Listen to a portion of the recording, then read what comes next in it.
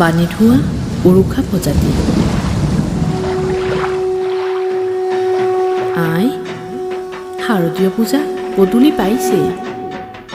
মই এইবাৰ পূজাত ঘৰলৈ যাব নোৱাৰিম আই।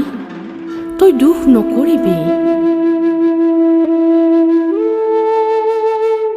ভণ্টিকেইযোৰ কাপোৰ দিবি, পিতাইকো কাপোৰ ল'ব দিবি। তয়ো পুৰণি সেই মলিয়ন ফটা পাত কাপোৰযোৰ এৰিবিচোন। নতুন এযোৰ ল'বি। ৰঙা নীলা বেলুনবোৰ ভণ্টিক কিনি দিবি। ৰংমণি উন্মনা হৈ থাকক দেতাই, তই বাধা নিদিবি আই।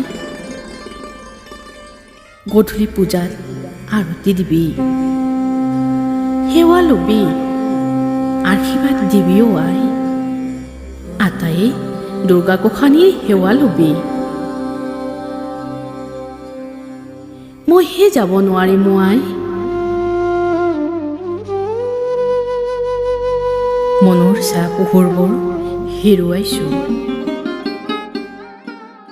পাৰ হৈ গ'ল ধুমুহা এজাক।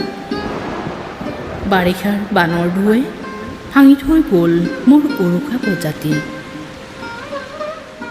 এতিয়া মন মৰিশালীত ক্ৰন্দন, সৰ্বশান্ত হেৰুৱাইছো আই।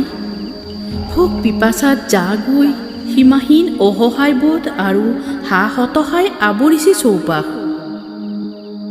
মুকলি আকাশৰ তলত শিশুৰ ক্ৰন্দন আৰু মৃতকৰ ধোঁৱা। ভাঙি থৈ যোৱা উৰুষা প্ৰজাতিৰ ভেটি এতিয়া শ্মশানত পৰিছে। আই, তই আকৌ দুখ নকৰিবি। পিতাই আৰু ভণ্টিকো বুজাই কবিচোন।